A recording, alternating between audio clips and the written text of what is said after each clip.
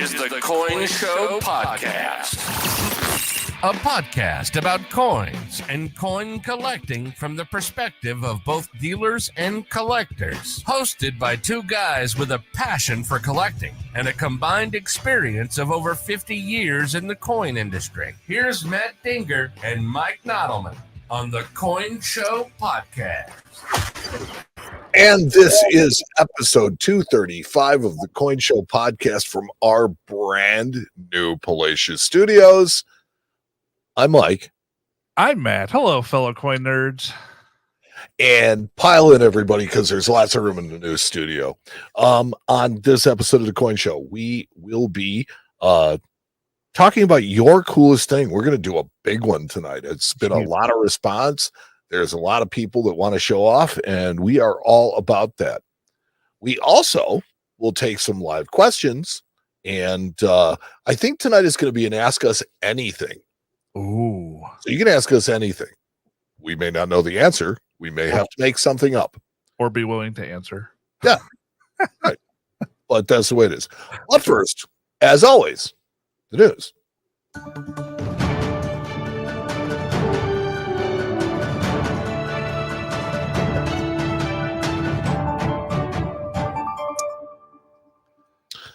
The news is brought to us by ankles. You couldn't walk without them. Ankles. What? Feet would not bend without your ankles. Well, yes, I know. But okay. Hey, look, man, their money's as good as anybody else. Definitely better than the excuses, people. That's right. That check is still in the mail. Find something you're good at. That's So, Red Rock Precious Metals Company has let's see, they are going to have to pay. I saw this story. Big. Yeah, $38.98 million in restitution. Yeah, and disgorged $5.1 million in ill-gotten gains, and pay $12.25 million in civil monetary penalties. I'll tell you right here, this is what gives the good people in our business a bad name, is people like that. These people were predatory. They lied. They stole. They took money that was supposed to belong to investors and spent it on themselves. Terrible. And this is the sad part is this is getting to be like once every year or so, another one of these stories pops and we see it. Yeah. So they promised the world and really delivered nothing. They did it with the red-tailed hawk coins from the Canadian Mint. Yeah, the Canadian red-tailed hawks. Yeah. And it's just a sad statement in general. I'm actually very glad. Every time I see something like this, I'm happy about it. I love to see bad people get nailed. It's the best. Yes. But it's getting old. I'm getting tired of reading about it. Honestly, if I have to be completely frank, it's making me a little sad. Yeah, and these guys are particularly bad because they preyed on elderly people. Yeah, I mean, come on, guys. Like, that's the worst. The Bob R. Simpson collection, part 12, is going to be featured at CSNS. So, other than us, it's going to be another feature act at Central States Coin.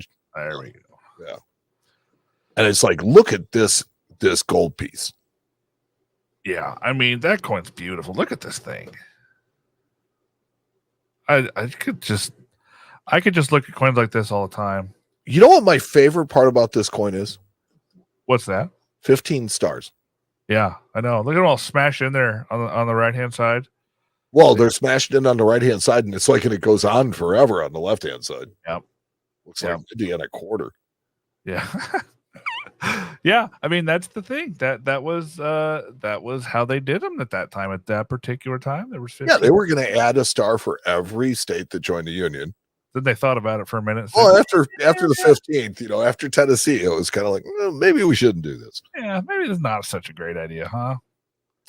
And then there's an 1863 proof. What is this? A $10? Yeah, it's $10.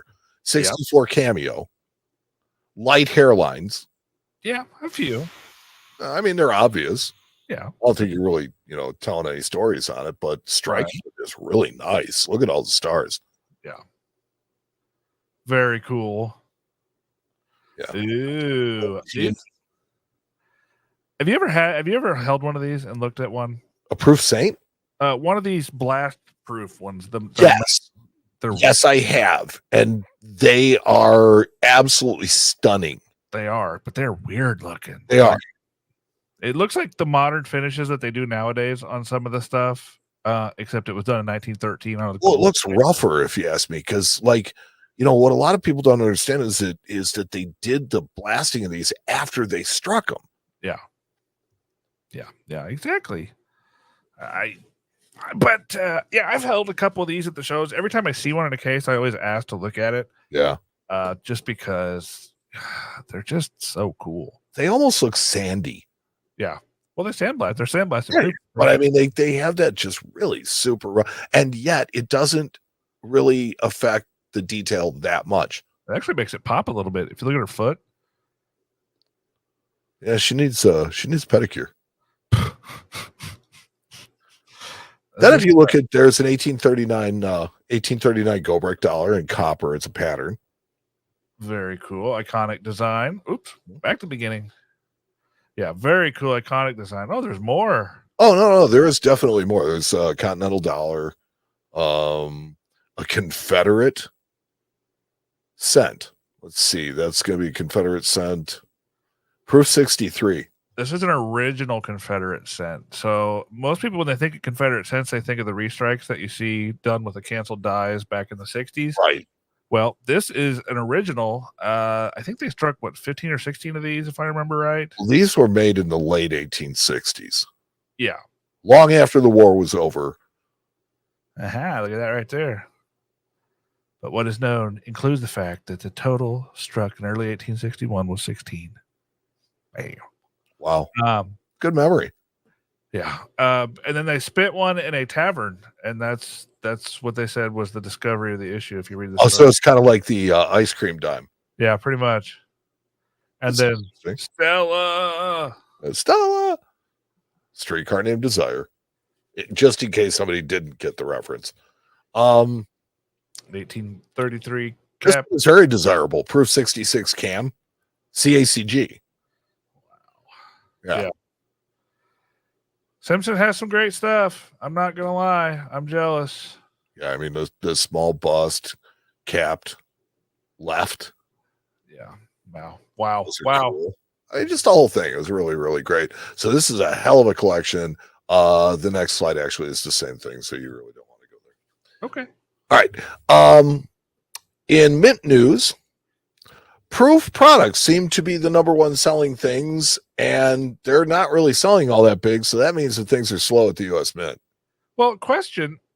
I was going to say they haven't really released a ton of products so far this year, have they?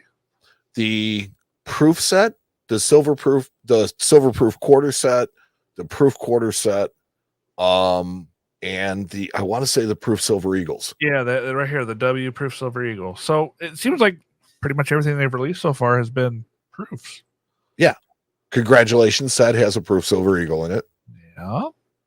So yes, there's that. And the 23 mint set is a big seller because they didn't release it until way at the end of the year. Yeah. But it only sold 609 pieces for the week. Yeah. I mean, that's a heck of a lot. I mean, your silver dollar, your greatest generation silver dollar is only 23,000 that they've made. Don't get me started on modern commems, buddy. I waded through a pile of them today at the office, and I see why they're not doing so hot. They're just so stinking. Well, I mean, they made both a San Francisco and a Philadelphia silver. Or no, I take that back. I misread it. Okay, yeah, no, it's just silly.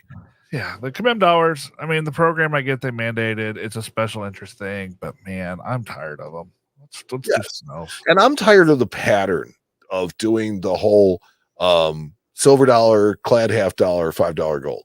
I'm just it's worn out because there are people that actually collect the $5 gold, right? And there are people that will buy the silver dollars just to keep, but there's nobody that buys the clad halves. Don't even get me started on those, buddy. Yeah. Trying. I am trying. I'm throwing it out there. And you're not. No, sir. I am not taking that bait tonight. Not going to happen. All right. So the 2024 Alabama Innovation Dollar, they say rockets to a strong debut, which is a really good pun because Alabama is where the Saturn V rocket was developed. Yeah. And it's on the coin, of course. Of course. So, this was the rocket that took our men to the moon. And so that's the first of the nobody knows anything about them innovation dollars. The what? Well, I mean, I can't even tell you what the other three are going to be this year. This is the first one of the year. You want to hear something funny? What? I haven't even seen one yet, like in person. Yeah, no, I can't say I have either. Yeah, that's my point. Like, or are you talking about of all years? Any, ever, none. Oh, okay. No, I've seen them. Yeah, I don't. No, I haven't even had one in my hand yet. So I think that it's going to be one of those hidden gems that is collectible by people long after I'm dead. So it's really not going to help me at all. I think we thought that about those first spouse coins too. We did. Remember that? Yeah, absolutely did. Yes. How'd that work out for? Well, here's the thing. Would you like to have a bunch of half-ounce gold coins right now at 500 per? 100%. Absolutely. 100%. So, yeah. Good point. And the 2025 American Liberty Gold Coin and Silver Medal candidates have been unveiled. This is the ultra high relief. Whoa. Yeah, I mean, look at that kind of graffiti. Yeah, I think that's tag style, right? I mean, I think it's cool. Would I want definitely different? Would I want it on a coin? Probably not. But I mean, and then the one below it's kind of cartoonish. Well, the one that I really like, I don't think they'll do, and that's the sunflower. I like that sunflower. Which one's that? Let me keep going here. Oh yeah, that is cool. They're getting kind of cartoony on some of them, though. Yes. Well, look, they have the opportunity to do that more now. This one here. These look like Disney princesses. Look at the Liberty with the butterflies. Let's see here. This one looks hand drawn. I mean, yeah. I think that you're just going to see more. I like the buffalo. Look at that guy. There's one that looks hand drawn, and then there's one that looks more just traditional. The bell, is interesting, but I really like the sunflower. Yeah, I think the leaf is cool. This eagle here is cool. I mean, there's some cool stuff in here, but then there's some weird stuff. Yeah, I can't figure out what the one with the person high step. Yeah, and look at this last one here, down here in this corner. It's got like a psychedelic, like 1969, Hate Ashbury music poster. Yeah, it does. Well, it kind of looks like a Grateful Dead album. It does. That's exactly what it made me think of. Yeah. No, but to be honest with you, I welcome this kind of stuff. Why not? Hey, I'm not going to buy one anyways, so there you go. Right. Yeah, they're not. You're not the audience. Who am I? And they're probably going to take one like AML 07R13C, which is a phenomenal reverse. AML 07. AML 0713C. Yeah, that was cool. I like that. That's phenomenal. Yeah, I do too. They can put that on gold, and I'd be really, really happy. And that's what they're going to do. Gold and silver. Yeah. Yeah. Speaking of 2024 coins, the first 2024 coin production is down. So this is the lowest production since 2010. Just over 1.73 billion coins in the last 3 months. First quarter production plummet, they say. Yes. Well, I mean, it's down quite a bit. Well, how do they make any money doing that? Apparently we don't need the coins in commerce. Well, I wonder why. People are not using cash. They're using Apple Pay and Zelle and Venmo. And I mean, it's down 48.4% from February and 72% from March. I mean, people say that cash is on the way out. Cash. I don't think that's the case. I just think that, I don't know. It's just not the right. It's like traditionally, the numbers don't lie. Look at this chart. Yeah. March 2023. 1.187 million. And then March 2024. That's a year. 332 million. Yeah, that's a lot. I mean, that's a big difference. May 2023 was the number one ranked. We'll have to see. Yeah, it's a weird one, but they said 53.7% fewer Lincoln cents, 100% fewer Jefferson nickels. So they didn't make any nickels, they didn't make any dimes. Yeah. I mean, that's the thing. Like, I kind of There's feel going to be another 2009 with the nickels and dimes. It's looking like it might be. I don't know, my friend. I don't know. This is about as political as I usually ever get. The Vietnam Veterans National Medal is going to be struck by the United States Mint. It's been authorized. I can tell you it's about time. The obverse of the medal depicts members of the Air Cavalry on a Huey. Yep. So, these people have long needed to be honored. Right. And why not honor them while at least some of them are still alive, please? Well, that's what I'm saying. It's like if you honor them after they all die, it really doesn't seem to me to be that much of an honor. Right. Yeah, I know. So, yeah, that's cool. That's a cool looking piece. And our next story shows you, this is what I think is going to be the interesting part of Charles' reign, is going to be the different portraits. I mean, this one looks like he's got something going on. He's smirking almost. It's something. There's a collection to be had here of just different obverses of Charles with the different bust designs. Some of them look really goofy. Some of them look okay. His ear in this one is not so prominent as it is on the other coins, if you look at it. No, that's absolutely correct. They managed to make you look at the face instead of the ear, which is dead center of the coin. Ear. I don't know what that means, but they did it. But so I mean, think about this, that his reign is likely going to be a short one because he was so old when he took the throne.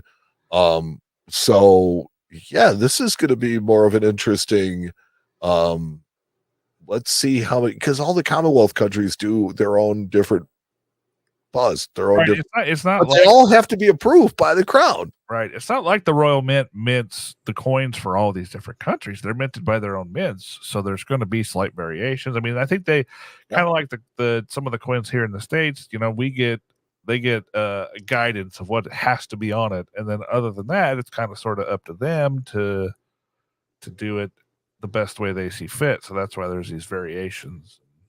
Yeah. I mean, I don't know if you've seen the new Maple Leafs, the 24 Maple Leafs with him on them. I have not got them yet, no.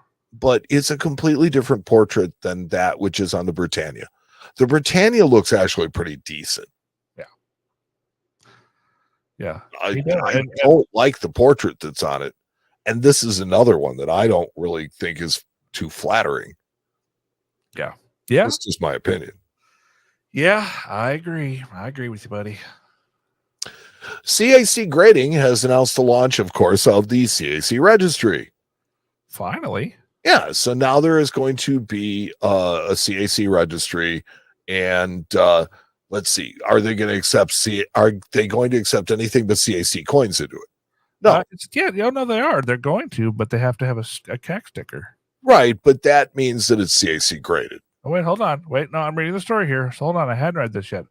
What's more, in addition to offering sets that allow CAC coins, both graded and stickered by us, our registry will also allow collectors to compete with PCGS and NGC coins, CAC stickered or not. In universal sets. Okay, there's the news. You buried the lead.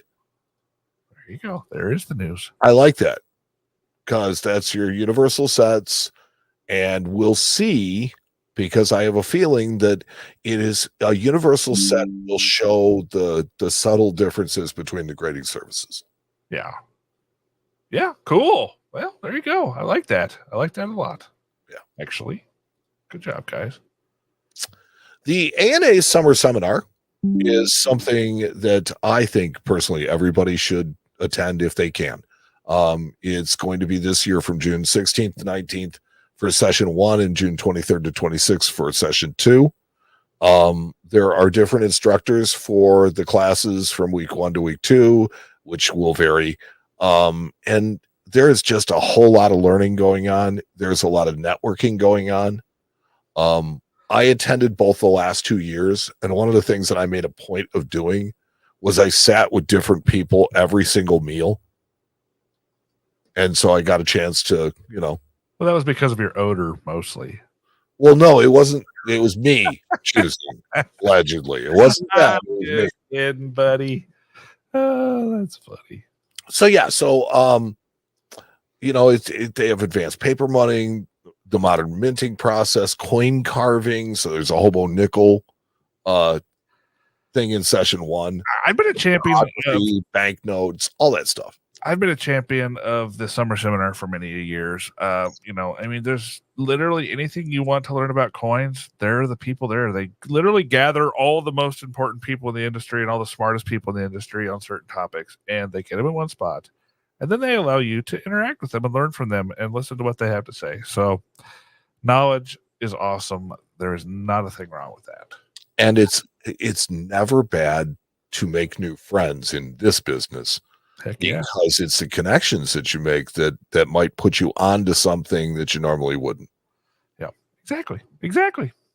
Love it. And speaking of summer seminar, one of the greatest things about it is that they give scholarships. So I think this year's have already been given. I'm not sure. The ANA may have announced it, but this one is a PNG scholarship.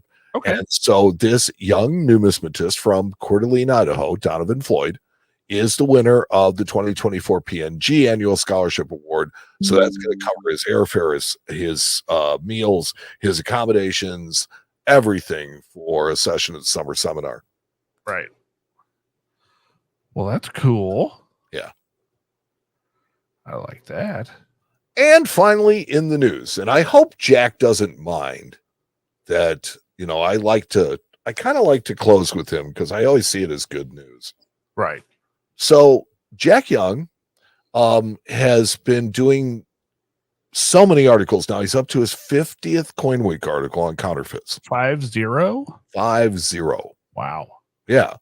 So Charles Morgan had the idea of asking if he would do a column on the 5 or 10 most deceptive counterfeits he'd ever seen. Which is funny because in this picture here that Jack is showing, Charles is standing right there. Of course. To the right. Yeah. And so Charles actually did. He went through and listed the 5. They are in reverse order. So number 5 was the 1796 S85 large set. I've seen this coin in my hand. It's pretty interesting, this top one here. Yeah, it's got really good color, a lot of things that make it look really good, and then you look at it and it's really bad. An 1872 S seated $50. Well, the thing that makes this really bad is this was actually struck over a later date large cent. You can tell by the star out here in front of the mouth that it was struck over a later date large cent. It's kind of hard for it to go back in time. Right. Yep. And there it is. And wow. So Jack is kind of sort of like taking some shots here because the one thing I know about Jack is not very often do you see the actual coins in the slabs. And this is a obviously counterfeit coin in a PCGS genuine slab. Yeah. Yep. Yikes spikes. It happens. Yikes spikes. An 1872 seated half. I've also seen this also coin in a PCGS holder. This coin's scary. I've had this coin in my hand and looked at it a few times. That coin's really scary. I want to see what Russ's opinion on it would be in hand because he knows a lot about seated stuff, and I really, really trust his eye. Give it a week. Just saying. Yeah, and there are there's some other coins that made his list. They were also the 1836 Gobrecht dollar, and there was a 1797 S139 large cent. Yeah. There's that stinking Gobrecht dollar. I spent many an hour trying to find these on the internet, and I think I found one that had went through an auction.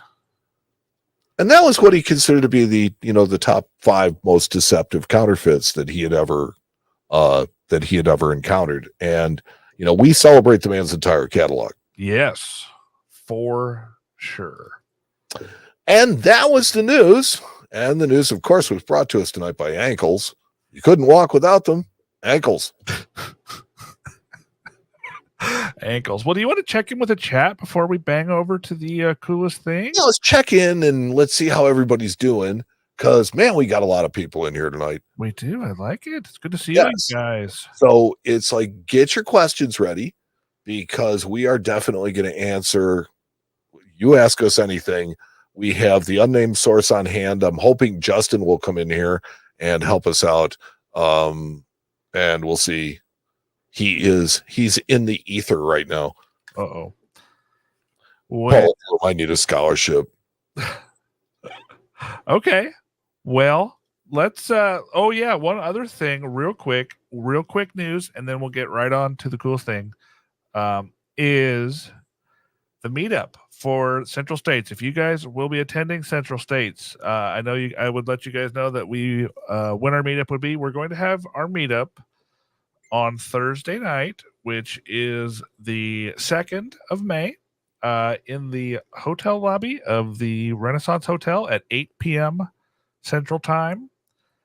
Come on, hang out with us. I think it's also going to coincide with the Collectors of Interesting Numismatic Stuff Club meeting. So the president of the Collectors of Interesting Numismatic Stuff is in the audience tonight.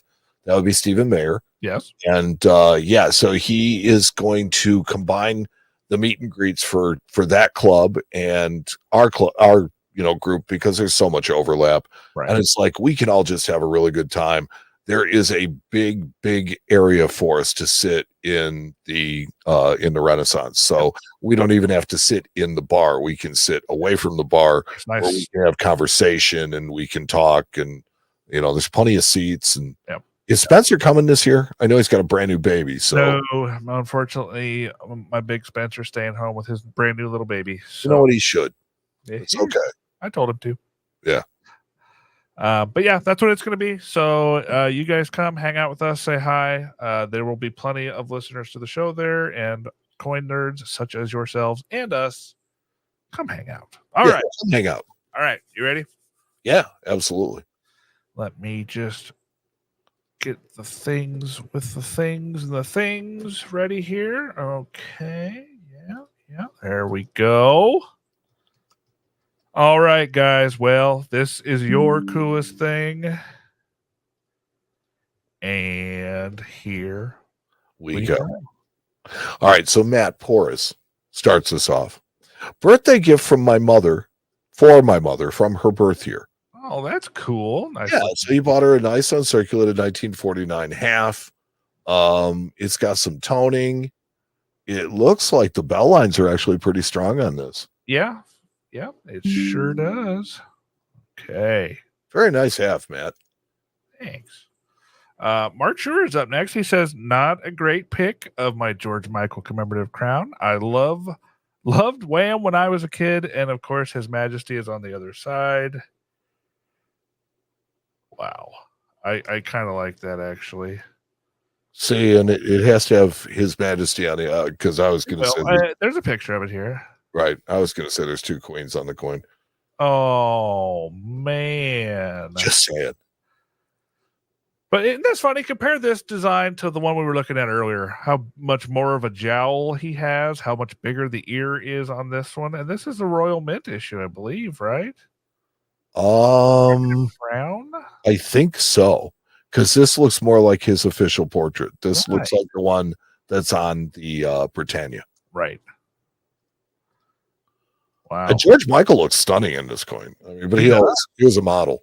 He looks like he's straight out of a 90s video game. Straight out of the 90s. Well, that too.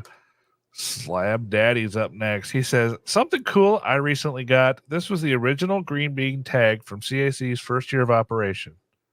So when they first started off and you got a sticker on your coin, they would actually put this little thing on the back, and everybody that I know threw them away.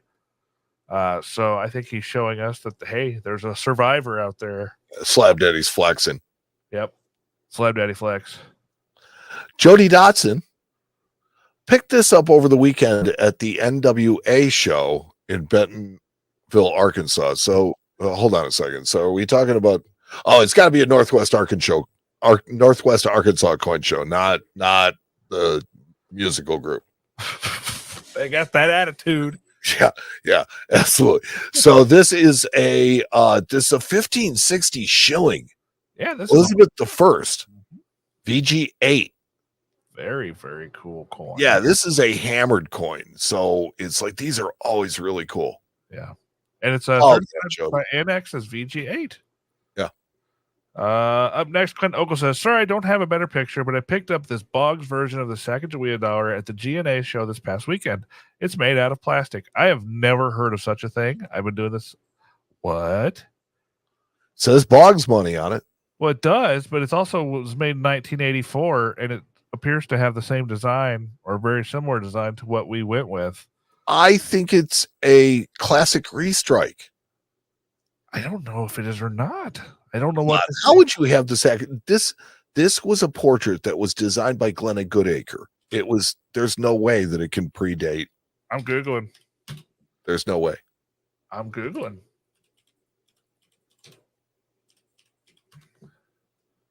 And while you're Googling, I will let everybody know that Jack Young said he's saving his for Central States. Ooh. So I'm looking forward to that. I saw that thing. Okay. Yeah.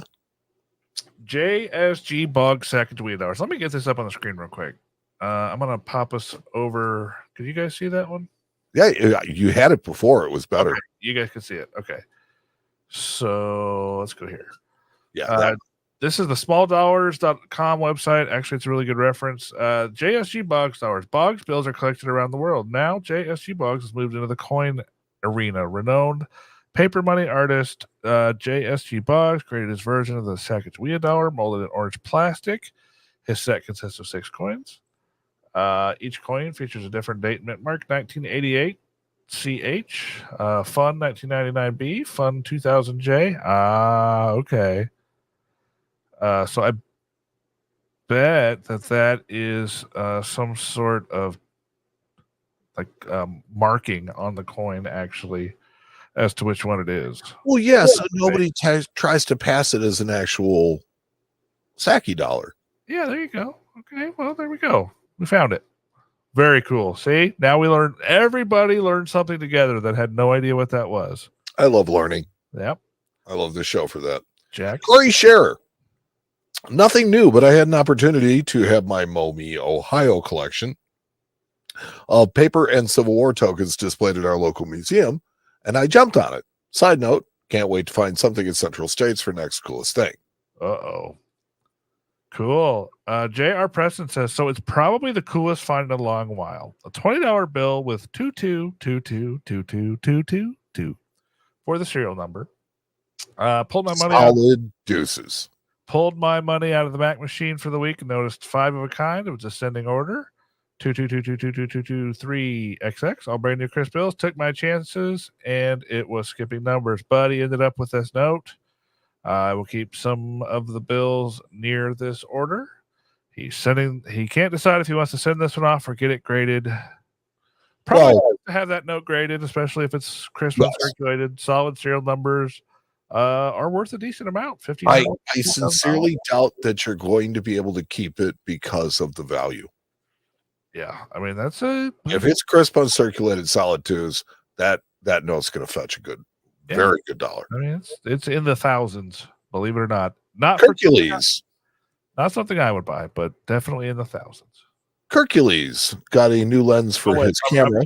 I'm sorry, hold on. He showed a picture of all the other notes he got around the same time. That's pretty cool. Yeah, it's got all different denominations. Sorry. Hercules has a Mardi Gras token with Bacchus. Wow. Yeah, really nice toning. That is probably the most beautiful Mardi Gras token I've ever seen. Should we name it? Sorry, I had to. Seth Hansen, 1921 Morgan silver dollar that I picked up at a show last year. Whoa. Looks proof-like. Whoa. I'm thinking about resubmitting it. Hold on. I got lost here. Sorry about that. My fault. Misclick. I am back. Seth Hansen, 1921 Morgan silver dollar that I picked up at a show last year. Looks proof like. I'm thinking about resubmitting it. It does look proof like. These coins come a little proof like, though they're really tough on actually calling them proof like. Correct. And, it's a hard thing to get on a $21, but they do come semi-proof like. They really do, and that's a great example of it right there. It's a great example of it, and to be honest with you, the coin is fairly desirable. I can't believe they 3'd it. Yeah. That coin's better than a 3. It looks like, I mean, obviously in hand might make a difference, but from the video, it sure looks like it's nicer than a 3. Yeah. That cheek is pretty clean. Jeff Schmaltz picked this up over the weekend. First CC Morgan to my collection. There you go. 1882 CC. That's fantastic. Everybody remembers their first CC. I sure do. Yes. Spent some time in the wild. Stephen Burton says, after a 5-year hunt and losing in several auctions, I was able to purchase this signed Lysimachos tetradrachm from Pergamon. This example is among the finest styled dies. Okay, so coin nerds, ancient coin nerds, are interested in sometimes the guys that actually made these dies, because not all dies are created equal. In ancient coins, they have these things called fine styles, and these are basically like master artists that cut these particular dies. They're much more desirable per se than other examples. So yeah, that's what that is. And sometimes they would hide little symbols in them to actually put out to show off. Yeah, their prowess.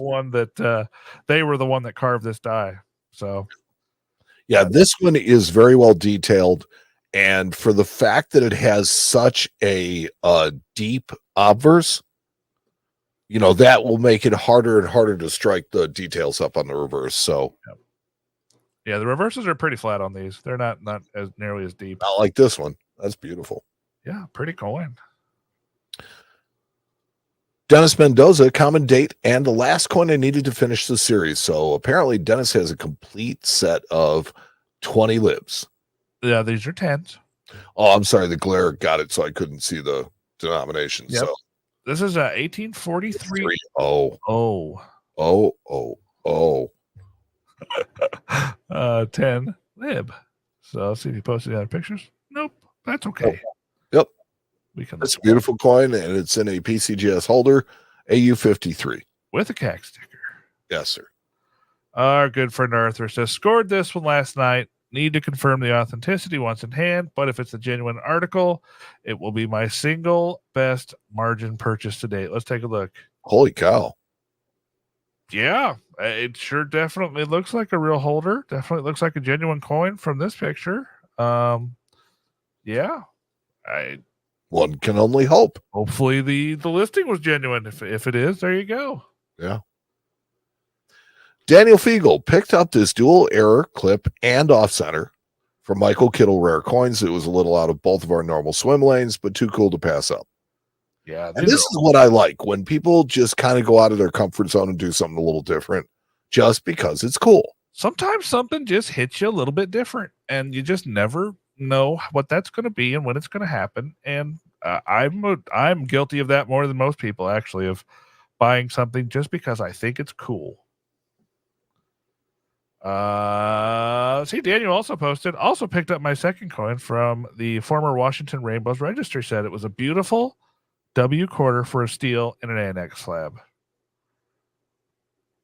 Very nice. Very cool. This one is it's a War in the Pacific Park, 67.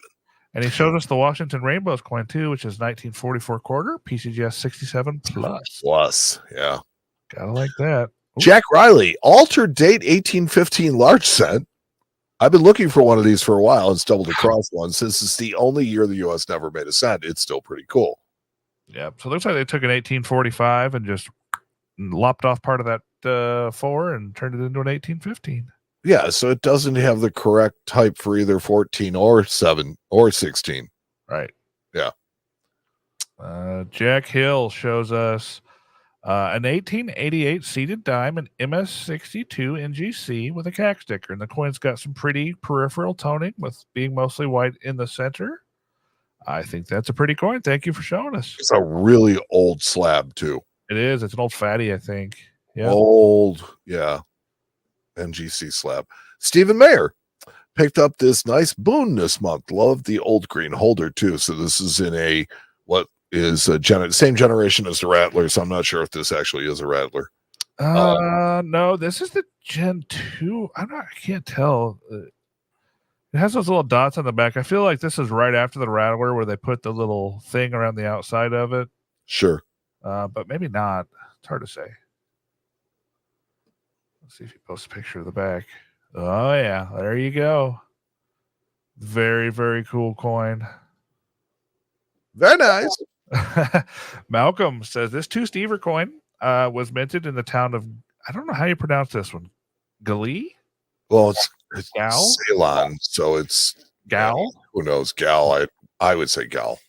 In Ceylon in 1783 by the Dutch East India Company. For about a decade before the Dutch lost the island to the British. Obviously, very functional design, and it's still quite scarce in this condition. And an interesting piece of history. Wow, Yeah, that is cool. Dutch East India Company stuff is very, very cool. Some of it's super duper common, and you can get it cheap for really, really high grade examples. I've never seen this one before, so that obviously means it's probably pretty rare. Yeah. Because I've had a bunch of the Dutch East India VOC stuff. But yeah, that's super cool. I like that. So Brian Bass just acquired this neat die adjustment strike. Eager to hear Matt's take on these. Okay, well, die adjustment strike is literally just that. It is where they are making sure that the dies are lined up properly in the press. So they run a couple of low pressure strikes just to make sure that everything looks right before they turn up the pressures and finalize everything and start striking coins. So that's exactly what this coin looks like. It looks like it was just struck with a lower pressure before they really tightened everything down and started firing off coins. So that is a die adjustment strike. A lot of times they would do that when they were switching out the dies when a die broke or something, or they had to replace them. They do a couple of adjustment strikes to make sure that they put it in right and got everything straight. Then they were off to the races. There you go. Bob Brock says, am wanting to get this one graded and hoping it'll come back a VF20. A close call, but a big difference from a 15. He shows us a 1921D Walking Liberty half dollar. Looks like a nice wholesome coin. I mean, it's got some circulation. It's got a couple little marks in the field, but nothing distracting. Yeah, I mean, everything about it looks right. Yeah. I think it has a good chance. I think it's... The rims are nice and full. Yeah. My gut says it probably is a 15, but I wouldn't argue with it in a 20 holder either. Oh, 15 is still a nice coin for a 21D. Yeah, tough coin for 21D. Most of those are worn flat. Yeah. Kevin Balka, pleasantly toned. Excuse me, 1947S Philippines, 1 peso. And this one has more really, really nice target toning. I was going to say pleasantly toned is an understatement. I think that is amazingly toned. That coin's beautiful. Just has that beautiful rainbow target toning on the side with MacArthur. Very, very cool. Yeah. Joshua Wright says 1910. Kind of, T pronounces Caballito. Caballito. That's right. T pronounces it so well, and I can't do it. I pronounced at I purchased at the GNA show in Dalton last weekend. That is a great design. I really like that design. Yeah, it reminds me a lot of the Oregon Trail. Yeah, it's Libertad riding a horse, or Liberty riding a horse across the sunrise or sunset. Very, very cool. David Days Hotel said, this is by far my coolest thing I own, and it is a radar note. Radar. Yeah, if you guys don't know what a radar is, it's a note that reads the same forwards and backwards. And this one is nearly a solid serial number. It's 1, all 7s, and then a 1. Yeah, that's cool. It is cool. And then he says, this coin is probably second, which is an ancient Not able to attribute it though, because it's really rough, but it's cool to have. Yeah, heck yeah. And Dream Coin is a piece of 8, and he has one of those as well. Yeah, very cool. Oh, Michael Sturgis posted an error. Here we go. My latest cool thing found coin roll hunting. Really? Coin roll hunting. Cool. Even cooler is that I learned something new. What I thought was a grease error or die deterioration may actually be a blockage strike or an early stage struck through die cap. Yeah, this coin was struck through a die cap. And you can tell that because of this kind of lump down here at the bottom. The die cap was starting to come apart, and the metal was kind of pushing outwards, and that's what leaves that lump. So that is 100% struck through a die cap. Yeah, and you know just a little bit about those things. I know a couple things when it comes to die caps. But yeah, to pull that coin roll hunting, that's awesome. Very is awesome. That's a great find. Yeah. We recently bought one of these over the counter, and to be honest with you, I made the grand mistake. I threw it into the change bucket because the opposite side is absolutely perfect. Yeah, they look absolutely. And I didn't turn it over to look at it. And, you know, it's like we found it and we graded it, and it's, Yeah. That was almost one of the biggest mistakes I've ever made. It happens, though. Gabriel Witkowski. Recent finds from work includes a first and third year Jefferson nickels and a 1929 wheat penny. Heck yeah. I found a lot of cool stuff over the years going through change stores when I was a cashier. Heck yeah, I love that. Clay Harlan says Australia's first ever, of course, PNCs. First ever special edition worldwide PNC 15 PNC 2-cent group.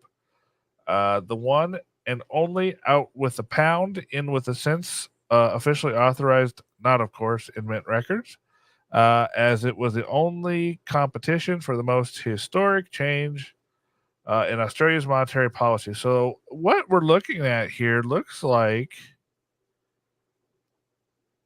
I'm not even sure what these are. So these look like first day covers from when they were switching out the coinage from the pound to the cent. Okay. So it looks like it was going from pound based to decimal coinage. Australian dollars. Yeah. So it looks like he has one of each one, or looks like he's got a bunch of them at least. Yeah. That's cool. Very cool. Tina the Silver Stacker shows us a coin ring that's made out of a Libertad. Oh, that guy likes his Libertads. So he loves his Libertads. Always has. I wonder if he's going to be rocking that thing at the coin show. You think? I don't know. We're going to find out, aren't we? We are.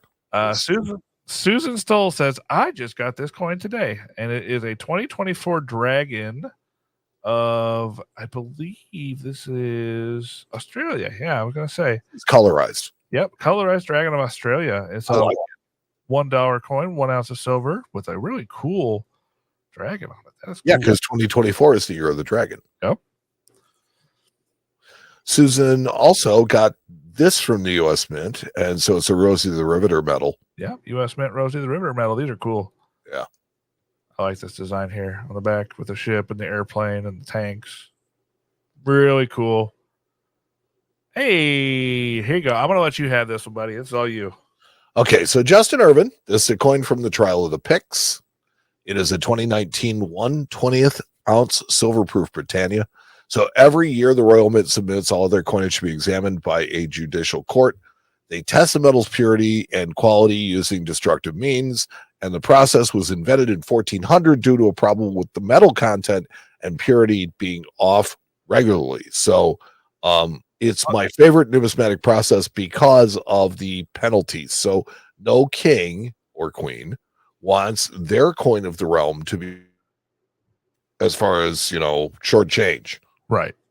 So they want the coins to be what they're supposed to be. Right. Well, they want them to be what they're supposed to be. They want them to be well respected. And if you're shortchanging people, it never will. That's an embarrassment. So if they found that the coins were not the correct purity, they would cut off the minter's hands.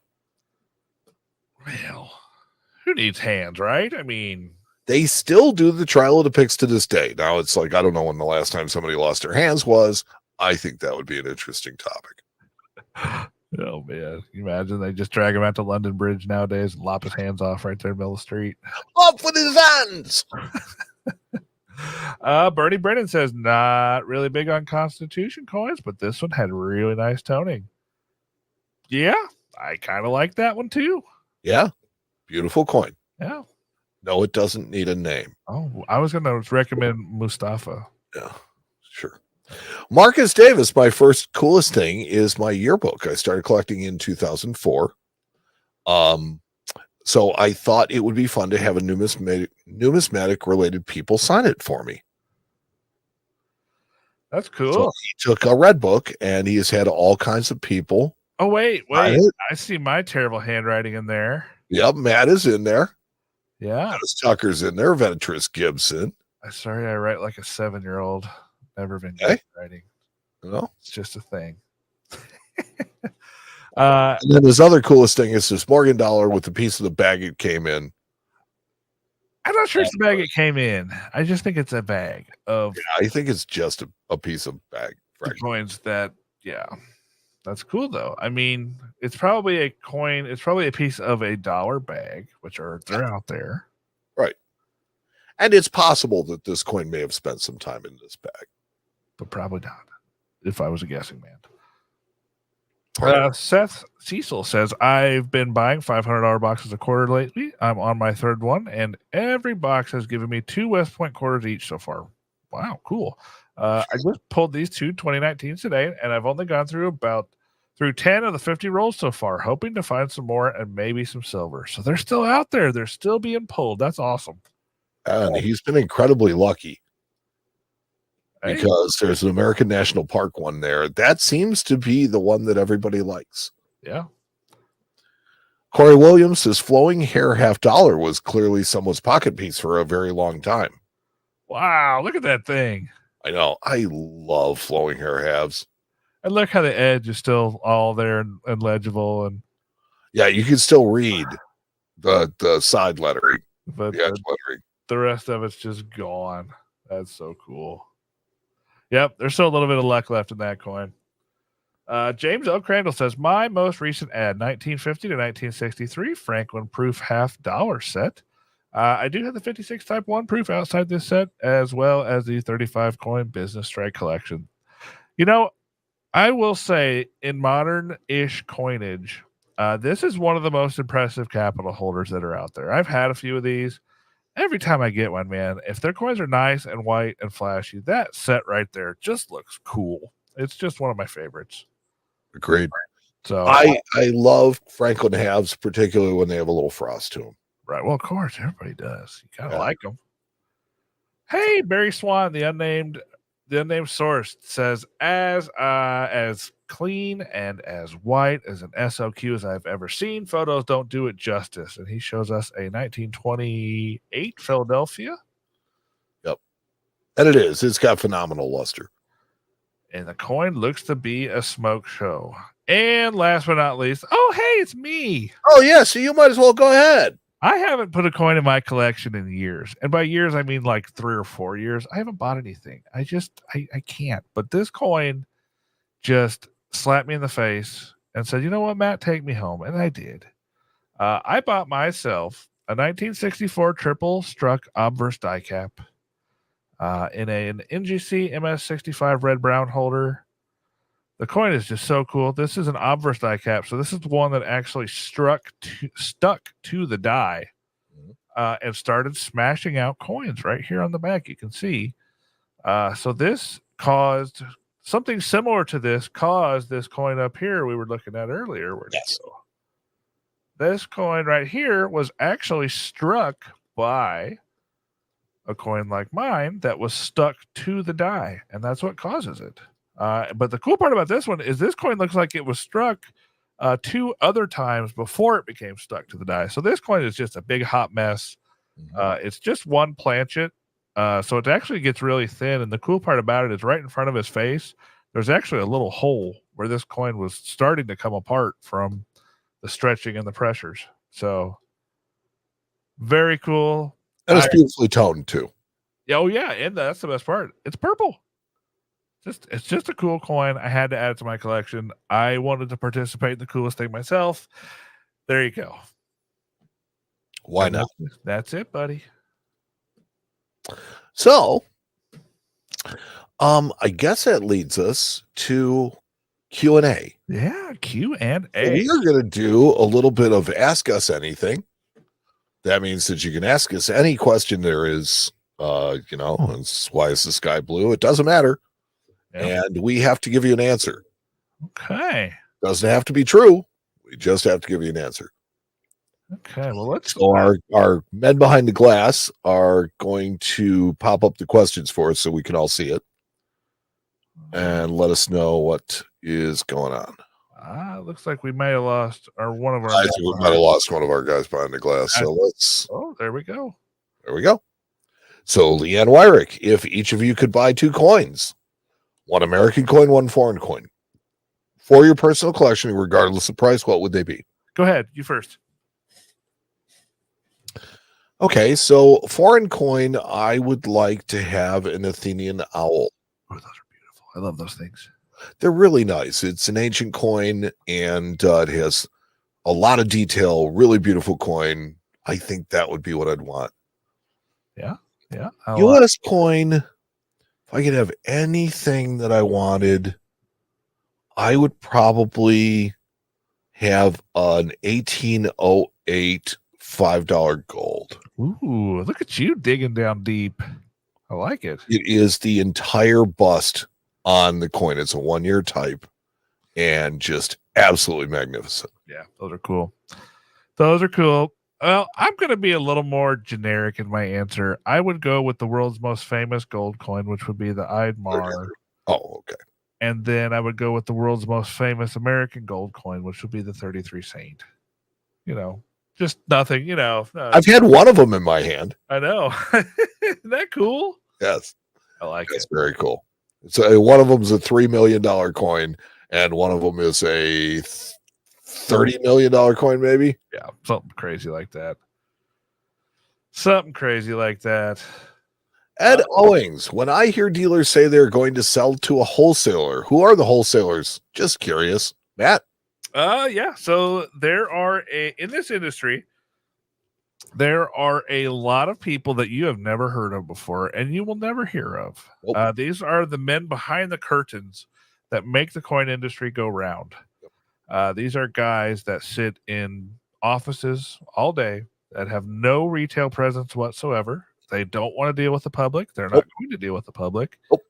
They are strictly the middlemen, the movers. They are the guys that go out and find this stuff, and then they move it to the people that need it. What they are really, really good at is they are good at flipping stuff fast. Yep.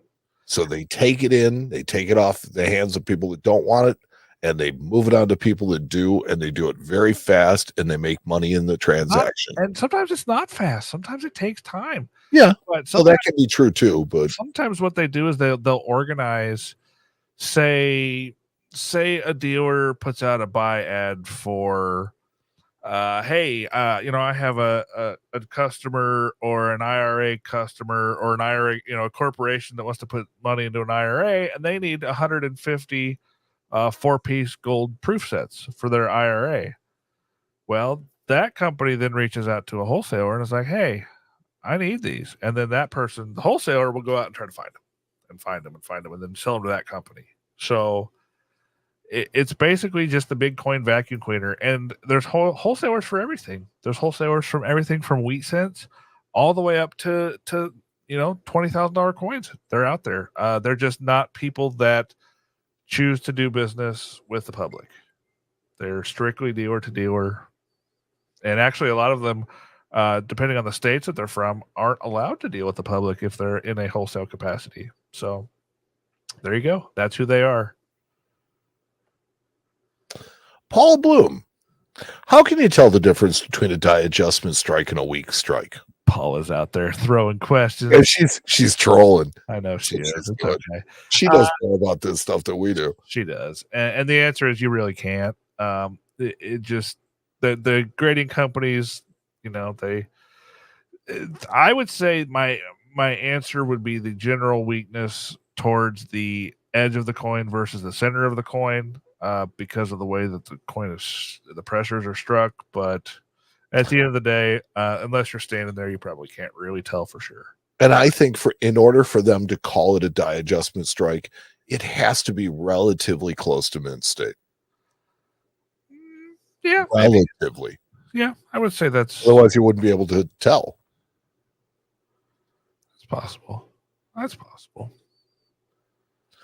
One of the questions that on it tonight. I like it. Yeah. Should the 1913 Liberty Head nickel be legal to own, even though it was never officially released by the mint? Well, they've never gone after them. So, but what's your opinion on should it be? I mean,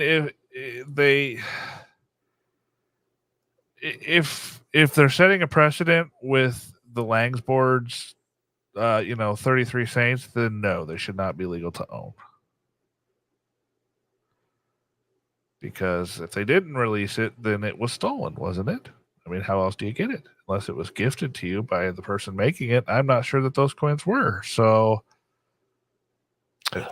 I think that if you're going to be confiscating 33 double eagles, that there's no way that these could be not confiscated. I just don't think so. But my opinion is that they should all be out there, and since they exist, they should be legal to own. Well, sure. There are ways of disincentivizing, because that's what they're trying to do. Is they're trying to make sure that people don't create more of these things, more of these instant rarities. Right. And I agree with that. They don't want a mint employee like, maybe I should make something. 1920 or a 2025 Type 1 gold eagle. That'd be really cool, right? Right. Yeah. So stuff like that. So, I mean, my opinion on it is, look, it exists. It's out there. You should be able to own it. The Langboard family should be able to have their double eagles, and we should see all of them that are still out there, right? Yeah. Let's get them in people's hands, collections. Yeah. Yeah, but they're sticky on those for some reason. It's weird. And on some and not others, which is just, to me, absolutely insane. Yeah. Why are the aluminum cents legal to own? Yeah. Because somebody claimed that they found one on the ground, I guess. Justin Irvin, Mike and Matt, what coin do either of you wish you could get back? I speak Siri. I don't have any. None. I don't want them back. I once had a 1922 no D strong reverse in XF40. I wish I could have that coin back.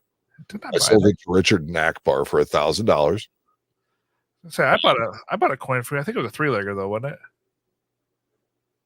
What? I think I bought a 3-legger from you at one point. Yes, you bought a 3-legger from me that had a gigantic staple scratch in the back. That was a shame. It was a nice coin.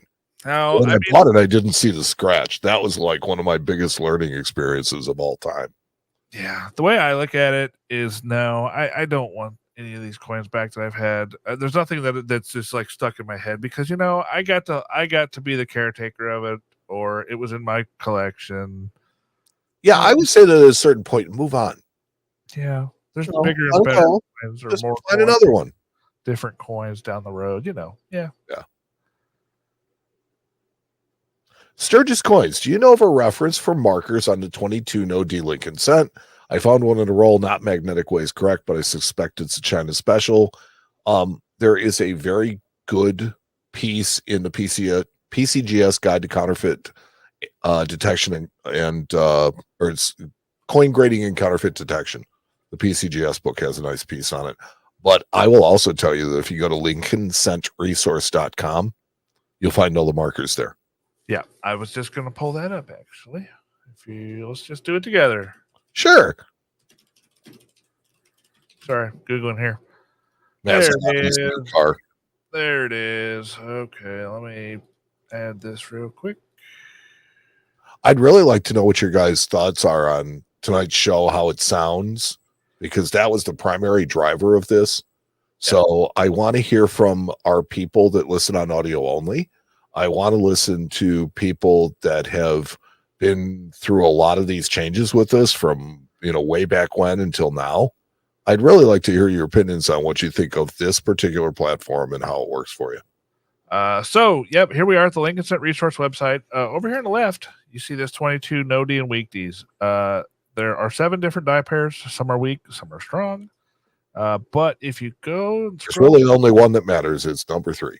Yep. If you scroll down here, you will see the photos of the different die pairs. And no, it's number 2, by the way, buddy. Well, it's die pair 2, but it was number 3 on that list. Oh, yeah, I'm sorry. Yep. But yeah, if you scroll down here, it will show you all these things to look for. Die pair 2 is pretty simple, really. Mm-hmm. If you look at the obverse of this coin, and actually, you know what? We're going to go to PCGS and get get a plate coin because it's so obvious when you're looking at a really nice version of it. We're going to go to CoinFacts, and I'm going to pull up a nice big picture. Verifying you are human. Well, it was when I woke up this morning. Well, I'm not so sure anymore. Not so sure anymore. Yep. And this is really cool, guys. If you don't do this, you should.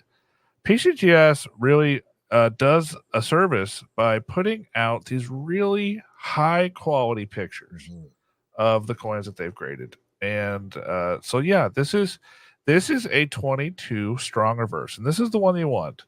And the way you can tell, the really easy way is to look at In God We Trust. In God We is really soft and mushy compared to the word trust, which is pretty strong.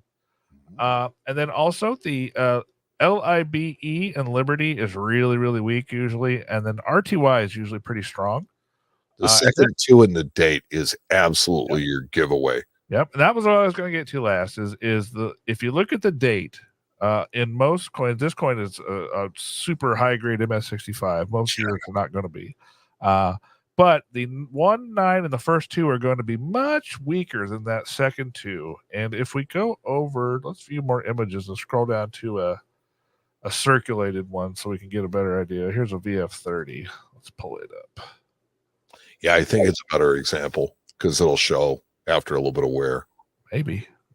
If my internet wants, or their website wants to help me out here. Oh, here we go. There we go. So as you can see, this is a what grade is this coin? The 2 is where I really like to look because it just looks as a different date. Yep. So I look at Trust 2 and then TY. You can authenticate them that fast. Trust 2 TY. And then you turn it over. And if the coin looks like a brand new reverse, that's die pair 2. Yep. That's die pair 2. That's the one that matters. And there you go. That is how you authenticate 1922 strong reverses. Bam. Nicole Mauser, what's your favorite coin show to set up at and sell? Well, that's a great question. The ANA is always great. It moves around though, so that show's kind of hit or miss. I do like this show coming up next week though. Central States in Schaumburg is probably my favorite show of the year. I don't necessarily like setting up at shows. I like going to shows, but I don't know. I like to walk the boards. I just do. That's what I like to do. Yep. So for me, any show will do. But Central States for me is kind of the show that I like the most. And it's fun this year. I've got a guy that has never been on my side of the table doing the show with me before. So he was a grader for many years at PCGS, but he's never been on the dealer side of the table. So we're going to do the show together, and I get to have that experience with him. So it's going to be fun. That'll be cool. Yeah. Brian Bruin, in your personal collection, what's your favorite coin and why? Go for it. Let's see. My favorite coin right now, because it changes from time to time, is I bought an Oregon Trail last year, and it's circulated and toned and just really beautiful and not particularly valuable, just nice. Yeah. And mine is one you saw earlier, my new favorite. My die cap. It's literally within reaching distance of me. That's how much I like it. It will be for a while. A little bit. Then I'll put it away. Arthur Valentine, clearly using OBS. We're not. Nope. And I can see and hear a way higher quality. Can you please recap your Central States show plan? So you're saying, Arthur, that this is better quality. Thank you. Because What? You stuttered right in the middle of that. Yeah. So famous last words. Anyways, so it seems like this is the one that we're We're gonna like. working on that part It's too. the Mike, flavor of this month. We'll just put it to you that way. Mike said, Mike told me earlier that we're working on that part next. So there you go. Yeah. And then recap the CSNS plans. So our plans are going to be for a meet and greet on Thursday night at 8 p.m. Central. 8 p.m. Central at the bar. Not the bar. The It's going to be outside of the bar, but you kind of meet around the bar. Yeah. In the lobby outside of the bar at the Renaissance. Yep. So, and that's it's the on hotel. the second floor. It's not on the main floor. It's on the second floor. Yep. That's the hotel that's connected right there to the show. Just walk around there and you'll probably hear Mike laughing because we laugh a lot when we get together. Yes, we do. And then as far as the show itself, Matt is going to be at table 1511. And then Harlan Burke will have both an ancient world table and a US table. Russ will be at the US table. I will be at the US table from time to time, but somebody has to stay in mind the shop. I will be there all day Friday. And all day Friday, we're going to be running around causing havoc, I guess. Yes, we're going to cause trouble. Yep. We're going to get in trouble probably. Well, maybe. Oh, well. See if we can. Yeah. Stephen Mayer, what can we bring? To the party? To the party, just bring yourself, have fun. Beautiful smiling face, and we'll hang originally, I had floated the idea of maybe doing a barbecue. I don't think it's going to work this year because of the short notice. But you know what, Stephen? I may have something for you if you really want. So I'll bring some turkey legs. I like it. Well, friend, you want to wrap He's this my up? president now. So wait, Jack Riley. We'll give this the last one. Jack Riley says the coolest VAM you guys have ever had in your shop. I like VAMs. I can't say it was a VAM. So I would classify this just as a die variety. There was an 1861 half that we had in our shop. Okay. And it was the Spirit Olive variety. Oh, the Confederate strike? Correct. Yep. So I thought that was really cool that you could actually date the coin to being made under the auspices of the Confederacy simply by the die clash that was on there. That's cool. Yeah. I like that too. 1 second here. I'm trying to see if I can actually find a picture of the VAM, my favorite, the best VAM that I ever had in my store. Oh, VAM Bam. Thank you, ma'am. Well, that's not what I wanted. Tell you what, coolest thing dragged us along tonight. But I know that's okay. No, I'm happy to provide it. There's no picture of it, unfortunately. PCGS graded it. Anyways, the coolest VAM I ever found, I was walking around a coin show, and I looked down in the case and I saw one of those sets that has the 5 different silver dollars in it. It has the I think it was an 1878 set. It had the overdate with the tail feathers. It had the S. It had the CC. Well, I was looking down in it and I bought it after a while. And I flipped over the 1878S and noticed that it was kind of a funky over, the tail feathers. So I started looking and it turned out that it was the VAM 44, which is called the King of VAMs. This coin was mint state. I think it graded MS63, and we got a boatload of money for it back in the day. So, yeah, it was cool. That was a cool piece. A beat related price, perhaps. And I found that just walking around a little local coin show. So they're out there. So Arthur Valentin asks, should we have a live coolest thing on Thursday? I'm sorry. Go ahead. Arthur Valentin asks, should we have a live coolest thing on Thursday? I will tell you that you're always welcome to bring anything that you purchased at the show or that you just wanted us to look at or show off. Show and tell is just part of being in the show. Heck yeah, bring it. We'll do a live one. We'll do a live coolest thing because why not? We'll do it live. All right, buddy. Well, you ready? Yeah, I am ready. This has been really cool and good turnout. So let me start by saying thank you to everybody who showed up tonight to ask your questions, people that sent into the coolest thing. Yep. I'd also like to thank our men behind the glass tonight. So we had Justin Irvin and the unnamed source, Barry Swan. They were doing a bang up job of helping us put this together tonight. Our thanks to Ernesto and to Corey and to Leanna for all the stuff that they do. So, and to Russ for just being Russ. And great hair. No show next week because we will be live. And then the week after that will be a Coin Show Hangout. With this new format, I think the Coin Show Hangout is going to be a wild time. It's going to be great. I would not recommend bringing children. Oh, no. Not the first time. No, why not? Not going to swing from the chandelier. That's just no, but also expect guys to see some content from this show. I know I have a couple videos that I want to make. If they don't throw me out for doing it, we're going to try and see how it goes. Yeah. And then we'll meet with people and we'll meet with, experts and things like that and just try and bring you some really cool content. You might see some other YouTubers that you watch on our channel. With yes, you may very well. You may see T the Silver Stacker, who is actually now, he's revealed his face. He doesn't want to do it all the time, but I mean, there's visual evidence of what he looks like. Yeah. And we have a friend from Tucson flying in. Yes, Ben the Coin Geek is coming. He is going to be a lot of fun.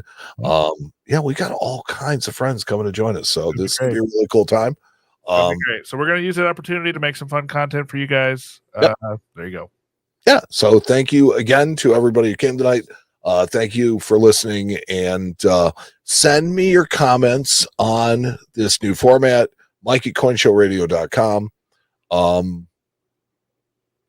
Do that. Let me know what you think and any new ideas that you have that you'd like to see us do. All right. So for the Coin Show, I'm Mike. And I'm Matt. We'll talk to you next time. Episode 236 of the Coin Show podcast.